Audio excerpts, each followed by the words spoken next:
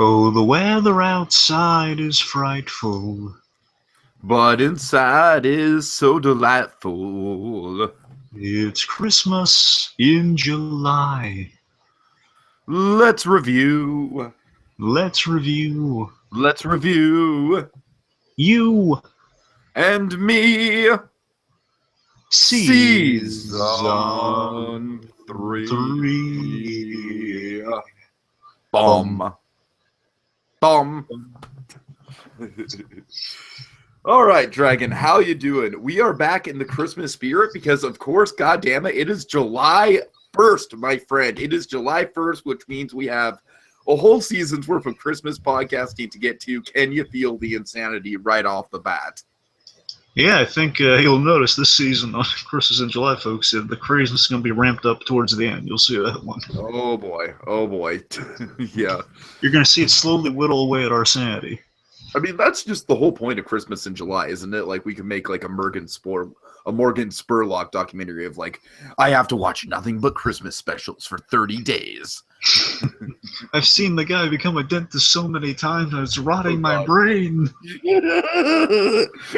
So many Scrooges. So many Scrooges. Oh, God. Oh, it's good to be back, BlueDragonFive. So the point of Christmas in July, Cartoon Network did used to run a Christmas in July block for about a week every year. I want to say for about 3 or 4 years or so, where they would air just, standard Christmas specials, and it'd be anchored by the Ed, Ed, and Eddie Christmas special, where it was actually the boys would find Christmas decorations in the closet and try to celebrate Christmas in July. Hence, our Christmas in July. So, Dragon, this is our 3rd year. Anything you want to say before diving right into our first selection? Well, we're back, and let's just say, we really have a kind of an interesting collection of specials to talk about this year, and it's going to be really fun. It's going to be really out there. So, stick by us, folks. It's going to get winding path. It's going to be a big old winding path. You know what else is a fun out there winding path? What? It's the Movie Machine Podcast. It's the Wheel of Insanity hosted by Jacob Gulliver and featuring Ben Lifson, Kyle Decker, and company. It's what happens when you take 4 funny people and make them do a random story generator really, really, really fast and come up with crazy-ass movie scenarios. It could have any actor, any premise, any plot line. It's insanity, BlueDragonFive. Are you sure you can take it? Maybe. All right. Well, if you can, Dragon, if you dare, hotchocolatemedia.net. All right. So speaking of insanity again, Dragon, we get to our first pick. Year 1 of Christmas in July, we decided to go with Rocko with the Hey Arnold Christmas special, arguably one of the best Christmas specials in our opinion, just kind of starting it off on a strong suit. Just a very, very emotional, very, very thought-provoking Christmas special. Year 2, we did the Rugrats Let It Snow thing, where it was kind of like a literal Christmas in July. Actually, kind of their version of the Ed, Ed, and Eddie Christmas in July. Exactly. So here we start at year 3, which I must say, this is a very, very fun selection, Dragon, because it's got a lot of the tropes. I think there's a lot of tropes to break down with this particular selection. But at the same time, my God, I forgot how batshit insane and surreal some of Rocko's modern life could get. So I'm excited to talk about some of those elements. Do you want to get into some of your memories of Rocko's modern life as a kid?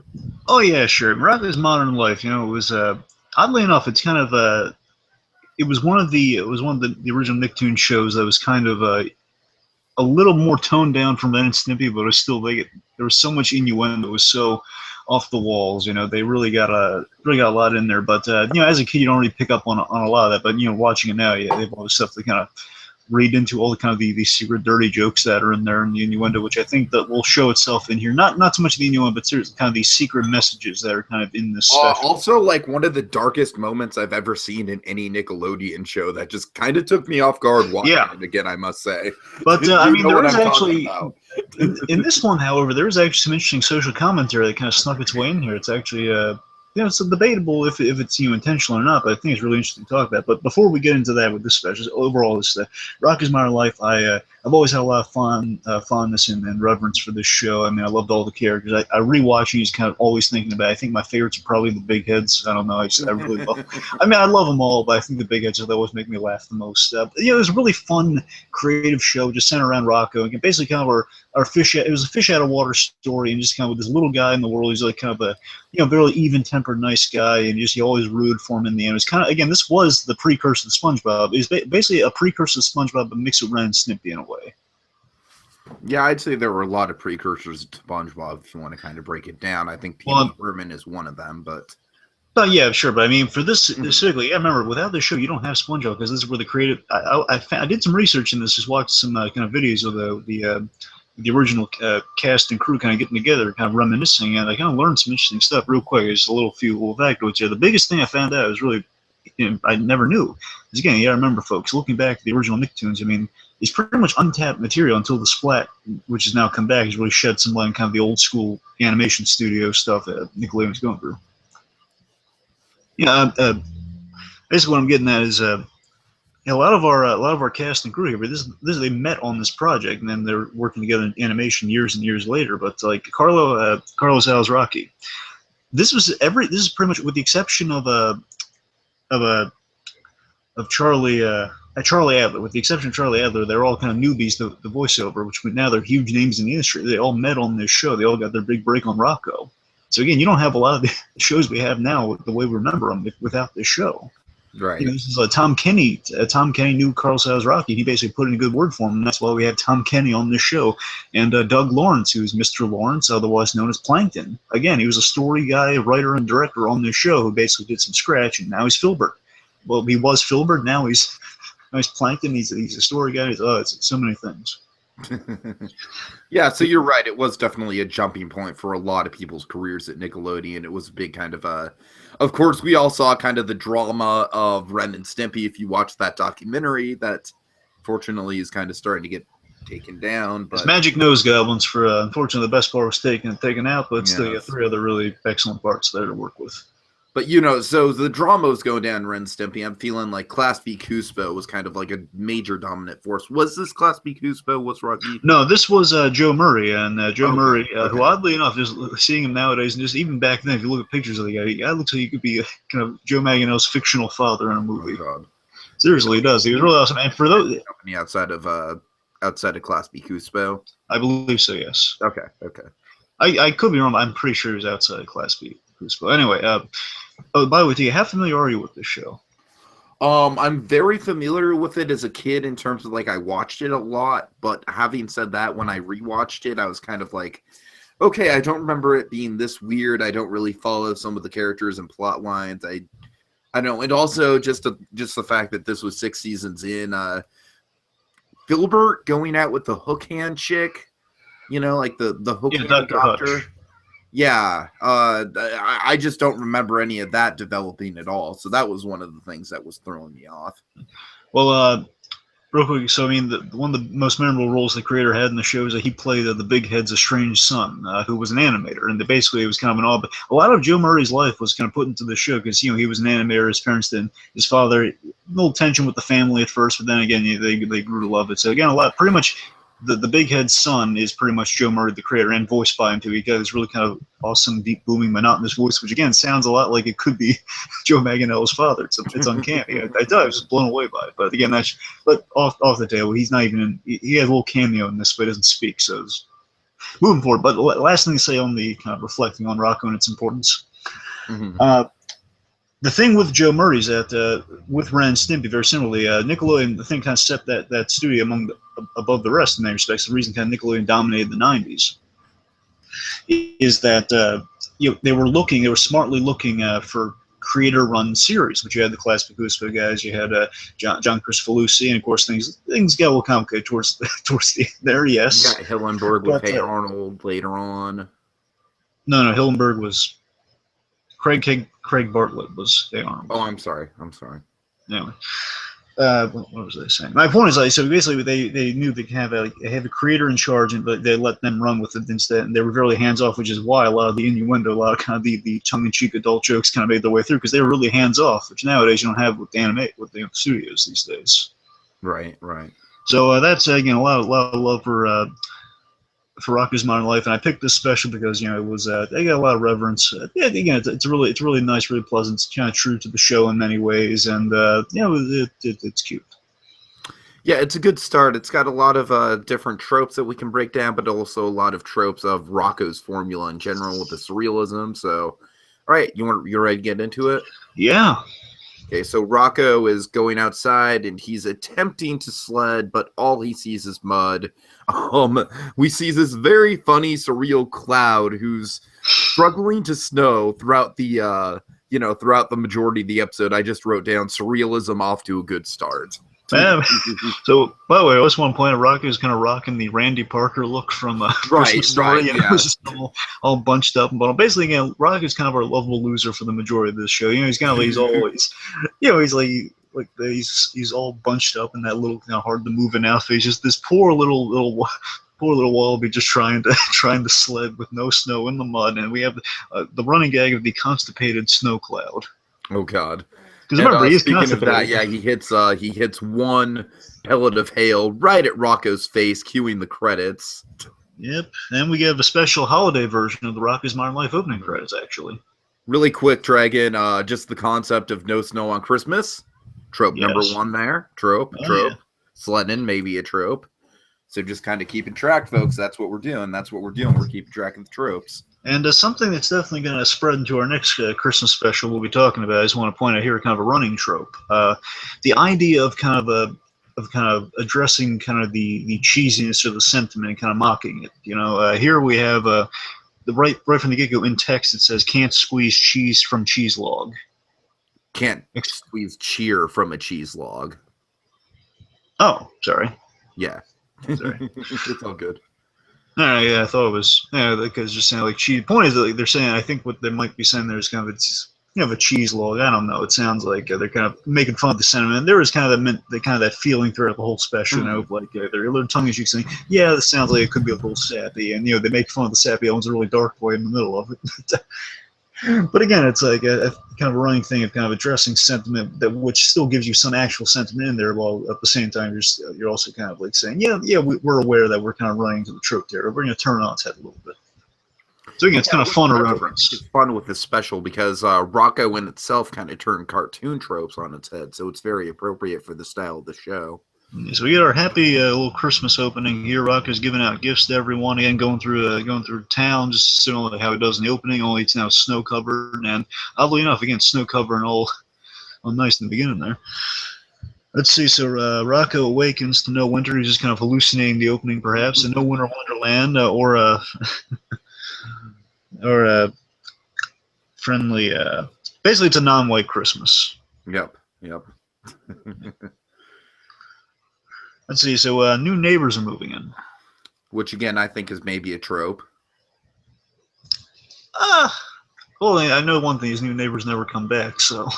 That's true, but I don't know. I just think the concept of new neighbors on Christmas, I think we've seen that before, so maybe write that down in pencil. How about in pencil? In pencil, I guess. Okay, so Rocko admires the Christmas decorating on the new neighbor's house and invites them to the holiday get-together. And then Ed. Now, Dragon, say it with me. Who's our Scrooge? 1, 2, 3. Mr. Big Head. Yep. Oh, the wonderful. I mean, very appropriate. You know what I mean? It's like we always like to track the Scrooge. Every Christmas special has to have the Scrooge. Sometimes we stretch it. Here, we're not stretching it at all. Ed Big Head, fantastic Scrooge. Definitely fits the part. But the Nostalgia Crew's always made this joke, and I don't want to go vulgar with it, but he's right. I'm saying so. It's he is kind of the Grinch of the special, also, especially in look. Essentially, yeah. There's a Nostalgia Critic. You say it kind of looks like a part of the Grinch's anatomy. Oh God. But let's see. So basically, So as the new neighbors are moving in, before that, Big Head's kind of like doing his like most neighbors do, kind of spying on spying on the other neighbors. The decorations of the new neighbors as they're kind of moving in inspire Rocko, which by the way is a little animation there, like Rocko's zipper on his giant kind of Randy Parker style snowsuit. It's like missing halfway. So I mean, animation back then wasn't perfect, folks. Especially animation today. Animation today is not perfect either. Let's see. So, Spot 70 Fly Air. Rocko says, "I'm gonna have the best Christmas ever." Which the instant he says that, again, kind of addressing the sentiment. Then it rains. When it rains, it pours. Oh boy. Oh boy. Begins to rain. Then we see Mr. Big Head. He loves the disappointment. He's just like feeding off it. Oh, he thinks it's going to rain. I mean, he thinks it's going to snow and it's going to rain. Oh no, not on Christmas. Boo hoo. He is pretty much kind of the Grinch / Scrooge in this special. He is. Mrs. Big Head is very pleasant, though. I love Mrs. Big Head so much. Mrs. Big Head. Can't you just enjoy it for once, Ed? Close your robe for crap's sake. Just the little innuendos. Oh, yeah. But Mrs. Big Head, though, she does this thing that my grandparents do around the holidays. I think is really nice, and I just love that kind of captures. Here's a Christmas trope: hanging the Christmas cards. Yes, absolutely. That was anything I can relate to. Like, oh yeah, see, hanging the little Christmas cards, and she's getting ready to send them out to this awesome thing, where she eats the stamps. Yeah, with her kind of her frog-like tongue. Yeah, it's like, so that's awesome. So let's see. So as Miss Big Head's getting ready for the holidays, she's all positive. She's going to Edith Bunker to the grouchy Mr. Big Head. Absolutely. Same hairstyle too. Let's see. So Ed Grinchily has a very Grinch-like reaction to the new neighbors.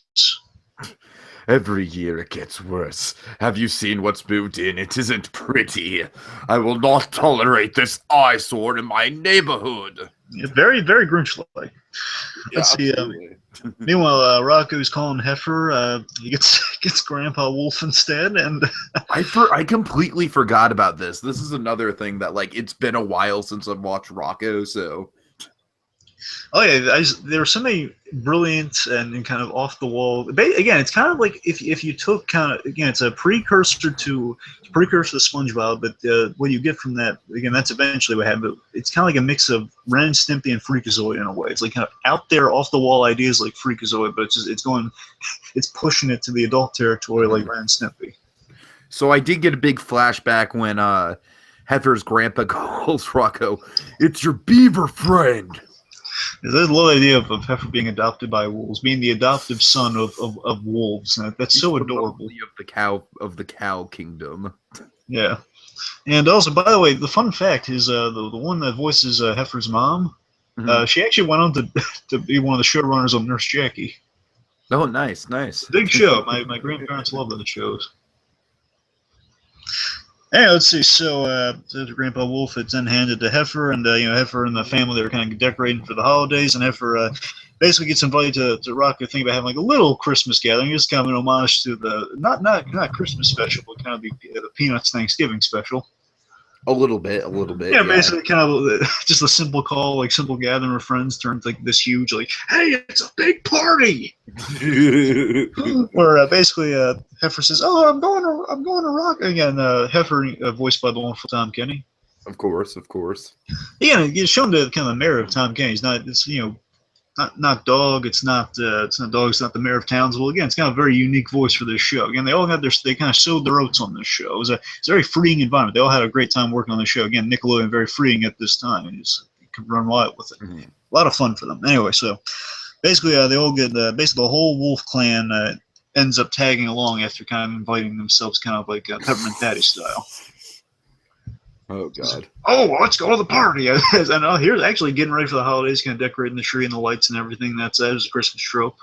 Mm-hmm. Mr. Absolutely. Wolf, he's on the tree like the old man from Christmas Story. He's just kind of getting the tree ready. Okay, let's see. So can you explain this relationship to me, because I do not remember when it happened on the show. Oh, it's simple. So Philbert, who again is voiced by Mr. Lawrence. I know his name is Doug Lawrence, but I think he's always credited as Mr. Lawrence. It's kind of a habit now. Out of respect, yeah. Anyway, so Mr. Lawrence does the voice of Philbert, and the idea of Philbert's kind of a Woody Allen kind of hypochondriac. He's, I'm nauseous. And I guess because of the hypochondriac, he goes constantly. Again, she's not a medical. I forget if they kind of made her like a doctor for every occasion. She was a dentist primarily, Dr. Hudson. Right. Basically, the idea is, she's kind of in the store whenever it's like a medical crisis, and eventually, the hypochondriac fall in love with the doctor, and they actually had kids together and all this sort of stuff. Oh, geez. Okay. I forget. Sometimes it feels like they kind of just forgot. Like they got them married in an episode. They kind of forgot to give them kids, and just randomly one day had kids. I forget. Kind of the perils of this is another example of us kind of the fun and the perils of doing a Christmas in July where we're doing an episode late in the series run. Well, again, this isn't too late. I mean, they haven't had the kids yet. They're just dating at this point. Fair enough. It's still pretty early on. I don't know what season this is. It's season 6. Oh, really? Oh, yeah. I forget how many seasons Rocko went on for. Okay, let's see. So Filbert's sweet talking Dr. Hutch gets a call, and I keep forgetting how self-centered Filbert could be at times, which is kind of funny, but kind of disheartening as you realize. Like he's like gets a call from Rocko. What do you want? Just like so uncourteous to people sometimes.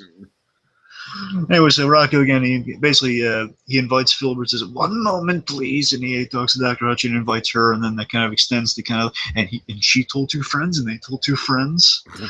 We're basically, Gordon the Foot. There's a purple hippo. There's a weird superhero guy. Yeah, the how dare you, hippo?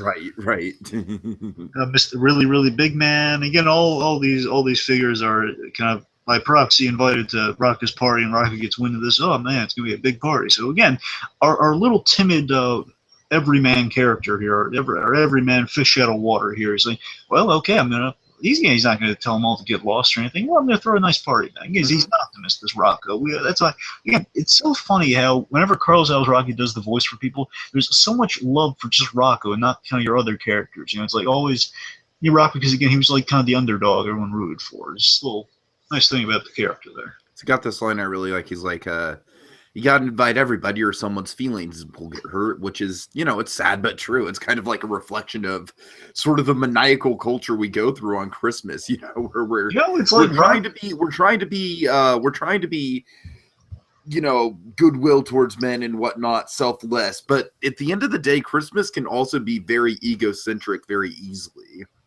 Yeah, Rocko always kind of felt a bit like Nickelodeon's Kermit the Frog in many ways. Yeah, in somewhat. I'd have to study the show more but we'll see. I'm just saying he's really even tempered. He's a people pleaser, but then again, when things get crazy, he will yell at people hilariously. Yeah, that's true. You got a point. Anyway, so let's see. So after everyone's getting invited, Rocko and Spunky, and so funny, Carlos Rocko, he auditioned for Spunky, and then because he does animal voices too, he's also the Taco Bell dog. That was one of his big credits also. Right. Anyways, Mr. Crocker is the Taco Bell dog. A lot of rules. So he was doing Spunky, and then eventually they read him for Rocko, and the guy plays an accent. So initially Rocko was Spanish, then he was Woody Allen, and then they settled an Australian mix. He's an Australian version of Gene Wilder, which is hilarious. Seriously, yeah, basically like Gene Wilder when he's ramped up from Young Frankenstein, mixed with the heavy Australian accent. That's what you get. That's how you get Rocko. It's hilarious. He does sound like it. So anyway, so Rocko and Spunky, they are heading to the mall. Then, well, first out, they're sending out invitations. And then we also see the Cloud trying to drink prune juice to try and make himself snow. Oh yeah, God. Love that running gag. Yeah, again, the constipated snow cloud. Oh boy. I mean, it's such a fun rationale for why it's not snowing. It's like this otherworldly. Why isn't it snowing? Well, you know what? We also feel genuinely bad for him. Like they do a really good job personifying the Cloud. Yeah. Okay, let's see. Meanwhile, on the way out, they spy an elf. They spy the elf next door, and they're like saying, "Oh, hey, little guy." And he's a little timid, he's a little scared. They kind of go off on their merry way, and we get a sense this elf's going to be following along on the journey. Mm-hmm. And by the way, the elf design is really. What do you think of the elf design? I actually really like it. They're kind of shaped like candy canes in a way. At least that's the way I read it. It's like a candlestick candy cane of some sort. It's I think it's unique, if anything else. Yeah, it's a very simplistic elf design. It's real, sure. So let's see. So say hello. He's a little shy. Meanwhile, on the way to the mall, right outside the mall is the tree lot where he visits. Where he's going to get a tree for the holidays, and who happens to be there selling trees? The opportunistic. Who are they taking? Oh God, it's Heifer and Filbert, and yes. Oh geez. Yes, folks, prepare to be traumatized. Oh, I cannot believe this got past the censors. I'm just going to be straight up. Oh, yeah, this is basically the murder of your Flamingo's Christmas tree. I'm horrified by this. I still don't know how to handle this. Take it away. Take it away. Set the stage. So we see Filbert and Heifer have kind of like a Christmas tree operation here, where they basically sell trees around the holidays, earn some extra cash because they went to business correspondence school. They both have degrees from the business correspondence school. That was before the internet, kiddies. That's when you had the mail event. I want to say they got their degree from the from American University of Samoa. Quite possible. Anyway, let's see. So basically, Rocko has 3 options in Tree Lot here. It's really rundown Tree Lot at this point. Just the holidays. Again, we can't chop it up to like last minute holidays because we don't know exactly when it is. It could be around Christmas. It doesn't seem like we don't know. But we have 3 options here. Option 1 for the Christmas. Option 1 for the Christmas. Stop going. You're making me laugh. Go ahead. You have the upside down nutcracker with a bucket on its head. We also have a cactus, and the most prominent out of the 3 is Vera Flamingo's Christmas tree, or most notably the puppy dog Christmas tree. Oh Jesus! Oh. I say Vera Flamingo Christmas tree because it's the cutest little. I'm the one who's like really attached to sick humor like this, but this just got me, man. This got me. This is some dark shit. It is really dark. Oh, man. Basically it's a puppy dog. I say Vera Flamingo because it's like the cutest tree you could ever. It's like the most happy-go-lucky little. It's a puppy dog Christmas tree. Panting. Mm-hmm. It's barking. It's an adorable Christmas tree. Again, one thing, it belongs along with Dory from Finding Dory and Vera from Mega's house. All right, so what's the fate of this Christmas tree now that Rocko selects it? Well, Rocko adopts it. Unfortunately, he doesn't know that you don't get to adopt them alive. He buys this tree, and which leads to the tree is so happy, goes, "Yes, I found a master!" Yeah, he doesn't say this, but it's kind of read into the animation, read into the face. And that tree is then marries, it's grown from the ground, and is then chopped down like you do with trees. And chopping it down, essentially you decapitate it, and the tree is dead. X's in the eyes. Again, it's like Thank you for shopping at Pine Palace, and aloha. You also mentioned that it's going to be delivered to his house, which we're going to see later on, and it's going to make this murder even more. Dragon, for my money, this might be like the most disturbing scene that I can think of from, at the very least, from this show. I have to go back and check out some Ren and Stimpy, but I can't think of anything more horrifying. Well, I mean, if you count the adult cartoon party, then it's easily trumped. But I don't count the adult cartoon. Well, none of us do because that was not good television. Anyway, so the point is, we'll see his plan that we'll deliver this to your house later on in the day. Mm-hmm. Let's see. So after the murder of that cute, adorable tree that is Vera Flamingo's future Christmas tree, seriously. We see, very chilling. Again, it's like that. Oh, huh? I said, let's make a running gag out of that. No, they only X's in the eyes. Again, it seems so simple and so like kind of. What it seems like the start of an adorable Christmas episode where Rocko's gonna fucking adopt this adorable puppy tree, and they're gonna have like good times together. But just no. Well, again, how are you going to take it home? You got to get it out of the ground. How are you going to get it out of the ground? You got to chop it down. Well, if you have a sentient Christmas tree, that's what happens. Oh, okay. Moving on. Logical logic at its scariest. Not its finest. Yes, it's scariest. Yes. Okay. Let's move on. Let's move on. All right. Anyway, so after the brutal murder, we see a little Christmas tree. We see the spawn of the little Christmas tree. It's like, Mommy, no. Oh no! Shut up.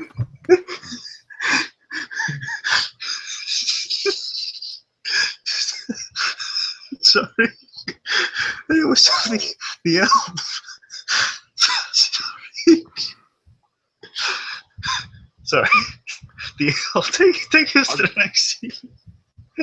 No, take as much time as you need. Sorry. Sorry. Okay, so we're going through the mall. Spunky wants to get in line. Rocko's like, maybe later. And then we have another, like, you want us to transition from one hilarious scene to the next.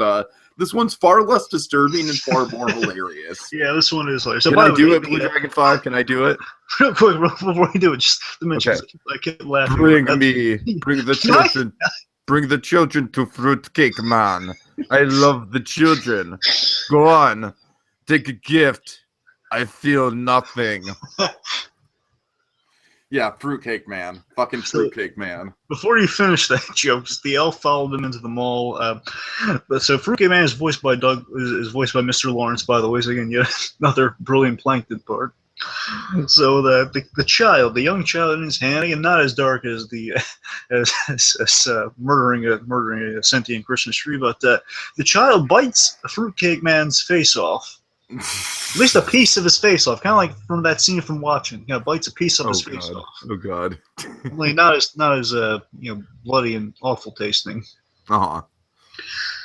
And Fruitcake Man, anyway, if you had a piece of your face bit off, screaming bloody murder as the child just taking away, all smile like, I ate a piece of Fruitcake Man's face. Yeah. Oh, okay, so then Rocko's staring at this giant map. It looks like he's on level 1, sector B. The elf's following along from the neighbors. Let's see. And they go into Waldoon's Variety, if I'm reading that right. Well, I mean, it's not. I don't recall what the store's name was. Exactly. Okay, well, they go into a big store. Rocko's going to a store to get like kind of snacks and party supplies for decorations and stuff. Meanwhile, next door to that store is a shoe place, and our little elf, and elves might also have a draw to kind of shoes. Again, elves, shoes, and cookies, and toys. Those kind of three kind of main job descriptions of elves. Right. So, well, the quote elf, which I think would know a thing or two about elves. So, our little elf here, unfortunately, our little main elf here and our head elf do not get named, so we're just referred to him as like head elf and main elf. Mm-hmm. Unfortunately. So our little elf here happens into the shoe store, and he is instantly picked on. Here's where I think we might get like an allegory or kind of a little bit of social commentary here, Tiki. And I could be reading into this, but we don't take kindly to you elf folks. Well, remember, they keep basically a bunch of alligator salesmen, which, by the way, I think is hilarious that alligators be working in a shoe place. Right, exactly. But basically, our alligator salesmen, who, again, I love at their heart, they are salesmen. They're bullying this poor elf, and they keep calling him Pixie, which, again, might be an allegory for something. I don't know. Zootopia writers, get on it.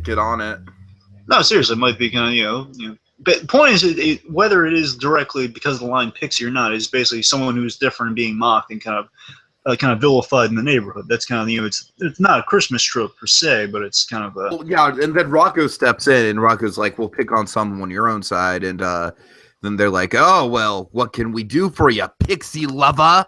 Yeah, and again, that very much sounds like a slur right there, Pixie lover. Again, point is, it's like a neighborhood with a bias. People have biases against elves, and there's some opinions. My friend doesn't like you. I don't like you either. And Paul Williams is the other friend. Anyway. So, I don't like you either, buddy. It's like, anyway. Anyway, so again, I love how he defeats the shoe salesman. The point is, like, Rocko stepped up. Again, we love our little wallaby protagonist here, sticking up for the little guy, quite literally the little guy. And it seems like, oh no, they're gonna pounce on poor Rocko. But again, taking advantage of the fact they're salesmen, he says, "Hey, you guys have this shoe in a size whatever?"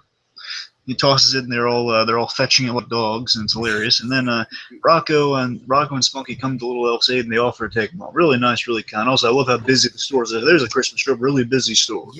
Yes, and I really love the animation of the busy stores. It's very primitive compared to today with computers and everything, but it's kind of like the crowds in WALL-E, but kind of done on 2D. It's like right. Really I kind of found that to be a fascinating little. It's very brief, but it's a nice little stylistic 90s thing I noticed in this episode for sure. I'm glad you brought that up. Okay, let's see. So they're on their way home. Fruitcake Man is dismembered. I'm just reading through my notes here. So poor Fruitcake Man. Poor Fruitcake Man. Little tree cries for its mommy. Fruitcake Man, are you rushing or are you dragging? I feel Come nothing. On, Fruitcake Man. Then J.K. Simmons. J.K. Simmons on the side says, "Are you Russian? Are you dragging?" He just tosses like the symbol. What are you looking at? There's no fucking fruitcake bar down there. Well, no, he tosses the sheet music at him, or tosses like a chair or a symbol. A fruitcake man says, "I feel nothing." Just takes it point blank. I feel nothing. Anyway, so Oh boy. there's your references. Ricardo reference number 1. Okay, anyways, moving on. After the Pixie Lover here, okay, so we see we see our elf's home, the new house has been moved into. Beautiful home, a lot of great decorations. It's a really Christmassy. So over Christmas-fied house, super Christmas decorated house. There's a trope. Absolutely. We meet the head elf, is basically, I want to say, Tom Kenny with a beard as our main elf. Right. I invite Rocko in. Again, what do you think of our head elf here? I really like him. He's very dry. He kind of has this Ben Stein kind of delivery to him. Yeah, he's really. I love it. He's really civil. He's just he's not going out of his way. And there's a lot you can read into just kind of the great subtleties of kind of a drama going on here. Like they're kind of the outcasts in the neighborhood. There's probably some scrutiny on him. Basically, he's keeping the neighbors at arm's length. I mean, unless again they're kind of doing something really nice for him, he's kind of letting them in. Yeah, not letting a lot out. He's keeping his expectations and his kind of feelings on the matters in check. Again, with the kind of dry performance, you get a lot in there. I like that. Just saying. Again, it does play really comedically though. Just like kind of this elfy, you expect to have like a big bubbly personality if he can talk, but no, it's just like yeah. Again, he's really he doesn't want to not let Rocko in. Saying just doesn't. He's not good on the social graces. It's like he's like close to. Sure. He does offer pleasantries, but doesn't like jump to the pleasantries instantly. So let's see. Rocko is welcomed in. Let's see. As Rocko is welcomed in, you get to see the inside. Inside they're building toys and gifts. And there's a Christmas trope: elves building toys. We see Robo Santa, which implies that our elves here are actually they might be Santa Claus. I don't know. I didn't read too much into that, but I'm saying they're building a giant Santa Claus that can shoot lasers out of its eyes. It's kind of implying that either it's a toy or it's perhaps these guys they're building all the toys. Perhaps they are Santa Claus, and that's how they do it. I love the train that goes by and delivers cookies. I think that's a nice touch. Yep, and again, the monotone and dry Tom Kenny just doing acting his heart out in the scene where he's just kind of like drinking, just they're eating cookies, they're drinking tea, and Howard Hamlin's like on the side just saying, "Ooh, my scene's going, my scene's going." No, he's not there. But there was still pleasantries of them kind of sharing this. Like inviting Rocko in, he's like offering some cookies and some tea, really nice, and then basically time for how about it? Would you like to meet everyone? Introduce you to everyone. Sound off. We basically we have the sound off butt introductions. So basically, our elves they kind of let's just say they're gifted in the rear section, so to speak, when they kind of present themselves. And basically, we have all their names are inscribed on their bottoms here. So we got wrench, pliers, screwdriver, nail gun, claw hammer, drill, crowbar, jigsaw, and mango. I was feeling fruity. Yeah. And then I love how he just goes into this Christmas carol. He's about to go into a Rudolph parody. He's about to. Right. But let's not forget the most famous elf of all. That's Mitch. He has three legs and he can make it snow. What happened to him? I love this. This line cracked me up. I forgot all about this line rewatching. It's like, oh my god. And what happened to Mitch? The elf who can make it snow. We lost him in a blizzard. We lost the elf that can make snow in a blizzard. Again, this show had a lot of smart jokes in it like that. I love that. So Rocco's. I keep on trying to call Rocko Rocky. Rocko is trying to. Lumos funk. He's trying to. What? He's parroting Rocky as Rocko. So he's trying to invite the elves to the Christmas party. He's just the guy's like, well, I don't know about a party. Did I mention it was a Christmas party? Oh, Christmas party. Heck yeah. Heck yeah. Again, just he's excited about it. You can tell he's genuinely wants to come, but he's just like, heck yeah. Yeah, those elves seem like really nice guys, don't they? Yeah, totally. Really pleasant. But there's trouble afoot because the Scrooge of the episode spots the elves. And if there's anything more that I hate than Christmas, it's elves. As Ed's kind of monologuing to himself here, Bev is decorating. And the big thing here, I love that all kind of circles back to this again. There's a little bit of heartwarmingness towards the end. Again, a lot of kind of harsh reality in there. Like, yeah, Ed Big Ed does do something really bad in this episode. Ed, above all else, he really hates not getting invited to the party. Oh yeah, He did not get an invitation in the mail. And Bev just assumes, well, Ed, maybe it just got lost in the mail. And I'm sure they're very nice people, Ed. Yeah, and again, it's a big head. She's a neighbor. They're literally next door, and she's friendly to Rocko. She's assuming, okay, we're inviting, and Rocko doesn't like tell him to go away and get an invitation. Present your invitation. He's not an invitation Nazi, but anyways, he allows him in. And Ed Big Head, he's no easy sell. That Ed Big Head. No, Bev, they don't like me. No. Something along those lines. Anyway, so again, she's suggesting get lost in the mail. Big Head's not buying it though. Meanwhile, Philbert, really creepily, he exits Rocko's house. To go to the party with all those weirdos and Christmas freaks. Sorry, I just wanted to get the weirdos in there. Yeah, he's kind of like Sam with kind of he had that patented kind of the weirdos. Exactly. All the various insults from Ed Big Head. Okay. Let's see. Philbert has kind of like a creepy exit from Rocko's. I would be put off by this of my dear friend who's making some cash around the holidays, exits my home saying, hey, oh yeah, the tree's been left inside. And just, really hush trying to get out of there as fast as he can. Right. And we kind of see it from outside.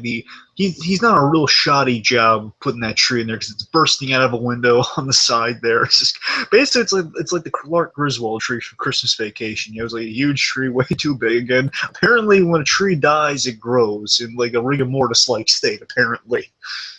But then we get a nice cutaway of Heifer doing a hula hoop or a hula dance, trying to sell the trees in just frozen weather, and it's not coming together at all. Just the idea that he says, "Oh, Heifer's covering for me." Heifer's holding down the place, and his idea of holding down the place is doing a hula act for everyone. So let's see. So again, the tree was shoddily delivered. Ed. So as Philbert's walking away, walks past Ed Big Head's house, and Ed Big Head spreads gossip. Bum, bum, bum. Spreads gossip to Philbert. Gossip in New York City is insidious. What? Hamilton.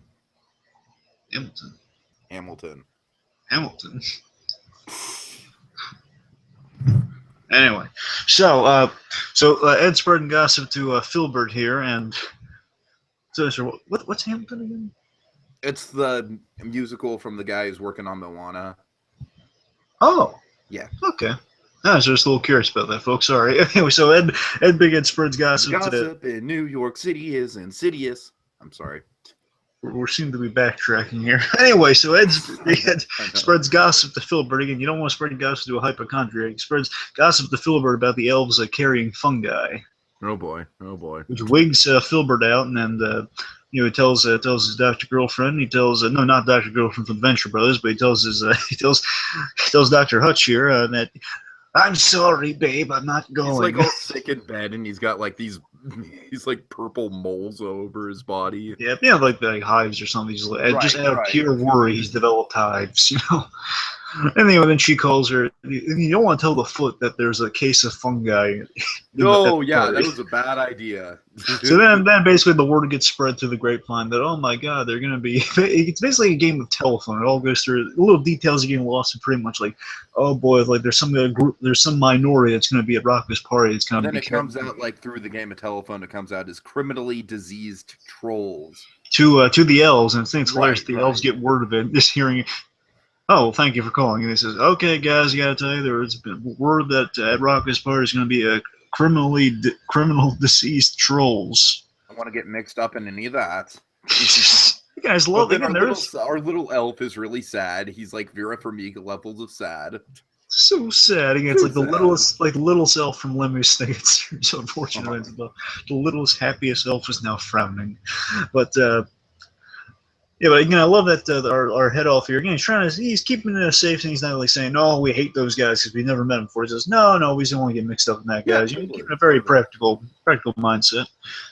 Let's see, Ed And Ed, strategically here, he's again, this is the thing I love about the big hits. As much as they argue, as much as they bicker, this is the thing I love about them. They are deeply in love, and I do respect that a great deal. And I love that this is all manipulation on Ed's part. Don't get me wrong here, but it's still really sweet. It's a test to who they are. That Ed Big Ed brings Bev while she's in the tub a big box of bonbons, which he knows will keep her distracted, and also he's not going to. They'll keep her distracted, so when she falls asleep in the tub, like being married a long time, he knows that she's prone to do. He will not remind her about the party, so he can really kind of drive the nail into Rocco's heart here, saying, "No one showed up to your party, weirdo." Him and Sam Eagle are just laughing maniacally in the corner. Yep. Well, I don't know. We can never think of Sam Eagle as a villain. No. Let's see. So Rocco, he's putting the star atop the tree. Sticking out of the house. Let's see. We see it's not too shabby inside. It's really nice. You got some bows. You got gifts. You got punch. He's got punch, Tiki. He's looking forward to having friends. And again, Rocco's whole thing. This is kind of our Christmas goal, which is a trope. Again, two tropes: having the big old Christmas party trope. Other trope. Basically hoping for just kind of a nice Christmas, not about monetary things, not about getting things, but primarily about kind of spending time with friends and family, which is what Christmas is about. Totally. So, Rocco is looking forward to that. The way it kind of reminds me of the SpongeBob Christmas episode without the whole believe in Santa thing being as big of a deal. Yeah. So let's see. So Rocco, poor Rocco is waiting around. It goes to midnight. Everyone's a no-show. We see a heifer is freezing his legs off, quite literally. Still got his hula suit on, though. Yep, he's in a big old black ice. Apparently, people have tipped generously. Oh God. We see Rocco's looking at his family photo there. And again, this is like the only you never see his family. You just kind of like you see him in images like this. You've heard him pretty much. It's in the intro. Just Rocco. He's I think they only dressed in like the first episode or something. If they have an origin episode, I can't quite recall. But it's like Rocco. They ever address it outside of just photographs and then like phone calls that we only hear outside of. Exactly, like he's gotten like a phone call or something. Like basically, the parents have been addressed, but they don't really spend a lot. Like there might be a flashback or so, but nothing really. Point is, Rocco. He's from Australia now. He's in O-Town, so. And basically, he's calling home for the holidays. And unfortunately, the circuits are all busy for the holidays. So Rocco truly is alone for the holidays. So again, cue the Farmiga. He's so sad, or is he? Yes, or is he? So let's see. So then, who shows up as Rocco just kind of sits there, a little sad. Doorbell rings. It's the elf. He invites him in. He brings Rocco the night before Christmas after Rocco was kind of informed him, well, I'm sorry, little buddy, doesn't look like anyone showing up to the Christmas party for some reason. It brings him the night before Christmas. There's the trope right there, reading night before Christmas. Oh, yeah, big time. And it's a really sweet thing. Rocco's read at times past. Again, that's a real sweet thing. This elf has stopped by to kind of spend some time with Rocco around Christmas time. The only company Rocco has is dog, his loyal dog, and this kindly stranger he's met recently. Reads the night before Christmas, Rocco sweetly falls asleep. Oh, poor Rocco. The elf tries to get the cloud to snow. He reflects on how Rocco helped him earlier. Really, it was a real poignant moment. I did like this moment. What do you think? Yeah, I really liked it as well. Yeah. I think the music really sells it too. Just kind of this elf is reflecting on the kindness of this total I think stranger. in general, this episode, just like a lot of Rocko's Modern Life episodes, has a batshit crazy kind of exterior to it. But especially with this elf character, there is a lot of sweetness to it as well. I mean, even in the craziest stories, there is kind of some sentiment. Like Ed Bighead, like we can all relate to. Not in this episode. I'm just talking about another one, but like one of my favorites with Ed Bighead, the I don't know if you remember this, Tiki, the Magic Meatball. Do you remember that? Vaguely, yeah. Basically, it's an 8-ball, but it's a meat thing, and I'm not going to go through the whole episode. Basically, the premise is like he keeps shaking the 8-ball to get answers on paperwork, and he keeps filling out paperwork fast because he's just randomly guessing what the answers are. Yeah, I know what you're talking about. Yeah.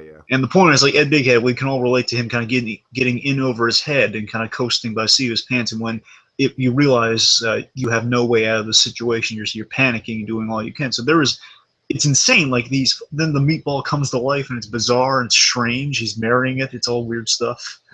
But again, it's like you can identify with Ed Bighead, though. You feel for him. It's like you want him to succeed.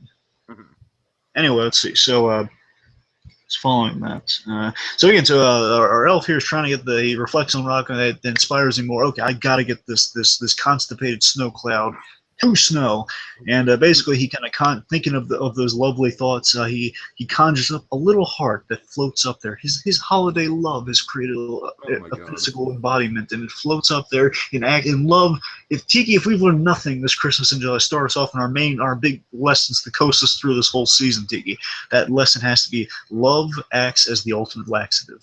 Hallelujah, hallelujah. Which equals a plume of white frothy snow. Oh, that's great. That's great. And then Mitch shows up also. The next morning. So next morn, all have gathered. All the people that did not show up to Rocko. Again, we have remorseful Christmas douchebags. There's a trope. You know, people that always kind of snub the guy on Christmas. Then they kind of say, "Oh, we're sorry." We've had that trope. I hear you. Yeah, yeah. So all the people that chatted that said no. And by the way, this is a fun little factor. These are literally all the characters from Rocko's Modern Life gathered around his house. By the way, they use the big head's son is there. Just wanted to fill up the crowd, I guess. So the uncredited game is everyone. All the characters are in this one shot. So let's see. So they're all gathered outside Rocko's house because his is the only yard snowed in because that cloud's like just resting upon the top of his house. They're all gathered to see the snow-covered house. They welcome Mitch, the elves welcome. Hey, it's Mitch, and Mitch just this elf with a third leg and a giant mustache, which may be a dirty joke. I'm not sure. I'm not sure either, but either way, I really love the drama of Mitch. That's kind of like he's missing through about 30 seconds of the episode, but it's like this own little subplot that obviously means a lot to the elves. But we're just remember, Tiki. After all, Mitch is the most famous elf of all. That's true. That's true. Anyway, so let's see. So Mitch shows up. Mitch, hey, how's it going? And Mitch espouses, we thought we lost you in the blizzards. No, I wasn't. I believe this is Al's Rocko doing. I'm just guessing, but bear in mind, but it sounded a lot like him in my memories for some reason. Basically, he espouses the moral here. I didn't leave because of the blizzard. I left because the lack of Christmas cheer. Again, espousing the moral. Again, making fun of the cheese. Again. You have this great grandiose element, the grandiose delivery of like, I'm espousing the moral. But again, it's addressing like, yes, this does sound absolutely ridiculous, and it sounds like the cheesiest thing you've ever heard. But again, it's like because we're not taking it too seriously. You can go along. It works because Rocko's Modern Life is so surreal anyways, and it's just like there's no real rules for the practicality of Rocko's universe. So it works. It's just like any crazy thing can happen. Exactly. So let's see. So it's basically espousing the moral again. There's been a lack of Christmas cheer, which is why he left. And then the let's see what do we have here. I'm just trying to think here. We get all the people apologizing. Wasn't there like a cloud belch or something? Am I not? Oh God, I don't know. The cloud did something. I don't know. Well, let's not. Anyway, so sorry. So they point out it's pointed out to the crowd that the only reason it snowed again because there was lack of Christmas spirit. The only people who had Christmas spirit amongst all the sea of people that kind of snubbed Rocko is that only our main elf here and Rocko are the only ones that had Christmas cheer, and they all realized who that other guy was. It was Rocko. They all kind of go there, and Heifer, again, this is like a heartfelt apology. Again, you get some good emotion in this there. Heifer, again, Tom Kenny delivered a great performance here. We're saying, I'm sorry I didn't show up, Rocko. Again, it's a real genuine. These guys know how to apologize. They really know how to convey an apology. And Filbert apologizes for starting those awful rumors. Yeah, and basically the company apologizes also. They're all apologizing, and they sorry for ruining your party. And they says, let's have a Christmas party now. So whether it's on Christmas Day or it's around Christmas, I don't know, but regardless, so literally all the characters, they come inside Rocko's place for a big old Christmas party. All is well, all but one, as our two elf characters, Mitch and the head elf here, kind of saying, "Well, this is a nice Christmas, isn't it?" He says, "Yes, except one. Everyone's here but one." And we see that one is Ed Bighead. So our main elf, little elf, our adorable kind of savior elf here, He delivers and this is nice. Again, everyone gets somewhat of a happy ending in Ed Big Head's case. Our elf delivers to Ed Big Head in person the misdelivered invitation, which is going all around the world, which is why it definitely got lost in the mail. We have like a Grinch parody of like Happy Ed Big Head. A Grinch moment, yeah. Where it's like his heart grew 3 sizes for 30 seconds. Oh god. And then basically he gets his comeuppance though, because remember, he did do an awful thing. He does have to pay for it. Our little adorable elf basically takes a hammer to his shin, and he's in a tremendous deal of pain. So again, basically, imagine if the happy Grinch face then turned to great anguish and pain. So then after that, as he slips and falls, and he lands in some Christmas lights, and then he's basically kind of shenanigans who leads him to be dangled upside down, Christmas star on his head at the Christmas party. So everyone's at Rocko's Christmas party, quite literally. His parents call and wish him a happy Christmas. I thought that was a really nice way to end it too. The parents calling, just a really nice kind of like. It wasn't a big sort of moment, it's just like, oh, mom and dad called. All right. Yeah, it's like the cherry on top saying, let's just make it perfect. Give them but why would they call now? It's like kind of the movie logic. It's the last 3 minutes. No one cares. All right. So do you want to just break down some of our tropes really quick? Well, real quick. We're not done yet. There's still the after credits thing. Oh, I'm sorry, I didn't watch the after credits. What's the after credits? So basically, we see they're all there. We see more hearts. So basically, they're all there, all basking in the love of the holidays. All these hearts are going up. So again, more laxatives are going in the air. Essentially, we see loves, we see cherubs, we see it's like not cherubs. Sorry, it's love, hearts, cheer, more, which leads to more snow. Essentially, a blizzard happening. And then our post-credit scene is that Robo Santa's going around, still shooting its laser eyes off. And then the last kind of irreverent joke of the thing is pretty funny. It's like the next day, I guess, they're all throwing their trees outside. Oh God. Okay. So a lot of tree corpses, I guess. Okay, so you want to go over some tropes then? Yeah. Okay. So we got the Christmas tree lot in a very twisted version of the special. The Christmas tree lot. Struggling to get snow on Christmas and not knowing if there's going to be snow. Yeah, that's a biggie.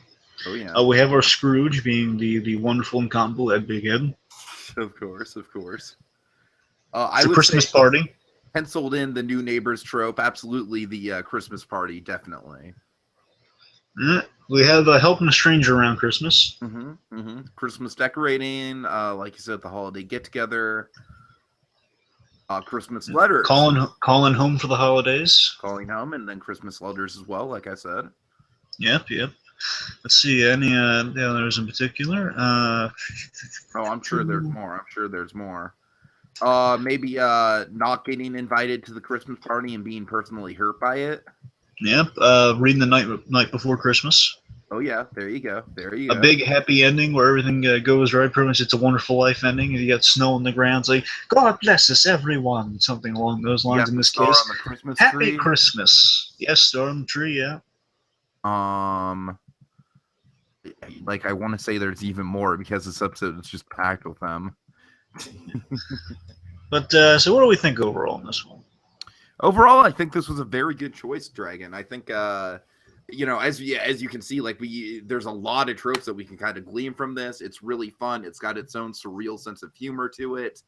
It's kind of like a bridge between something like Rocko's Modern Life and then something like a more tame, like a Rugrats or a Hey Arnold or something like that. But yeah, the trippiness is still there. The outrageousness is still there. Powdered Toast Man is not gonna, or I'm sorry, not Powdered Toast Man.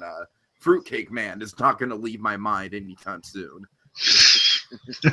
We might get to Powdered Toast Man sometime soon. I'm not sure if he's in that Christmas special. Yeah, he's not, but Aww. Powdered Toast Man. Powdered Toast Man. Oh, I miss Gary Owens. But yeah, overall, I had a lot of fun with this. I think it's a very good choice to start things off. We like to start things off always with Nickelodeon. I thought this was a good classic Nickelodeon pick. The only thing that I kind of have is like I was struggling a little bit to keep up with the development of the characters because it was 6 seasons in. There's only not fine. Let me say this. I mean, it's not really much development. It's just okay. He happens to be dating this character. I just remember the dentist character being Rocko's main love interest. No. She was never Rocko's love interest. Really? I think remembering that. No. Okay, I'm remembering it wrong then. That's what I'm saying. Just Just remembering it wrong. it's like Philip. I mean, she never really dated anyone else. I mean, they maybe one episode, like an ex-boyfriend. That's pretty much it. Sure. Anyway. Alrighty. All right, so again, we've covered some lovely tropes here today, haven't we? So again, we've talked about, again, so the night before Christmas, we talked about, again, hoping to get some snow. And all this stuff contributes to the kind of stuff we've seen over and over again in these Christmas specials, which now we're in 3 seasons into by this point. right. And just take it, the reason we look at these shows, what do you think that, we look at these Christmas tropes to find out just kind of what the kind of the patterns are, kind of what the kind of the scientific equation is. Like, quickly, guys, ramp down a few of those tropes one more time for us. Well, I mean stuff like reading the night before Christmas, last minute Christmas shopping, trees, stars on trees, stuff like that. So that's the formulas, BlueDragonFive. That is the formulas. And Dragon, do you want to know how we get to the formulas of these Christmas specials, how we boil them down, how we wrap them all in our nice, tidy wrapping paper and whatnot, our scientific process? What would anyone call this process? I beg, I implore you, please, let me in on the secret. What do we call this process now? What? It's putting the mistletoe underneath the microscope. Next time on Christmas in July, where we will be talking about the Billy and Mandy Christmas special. Ba la la la la la la la la.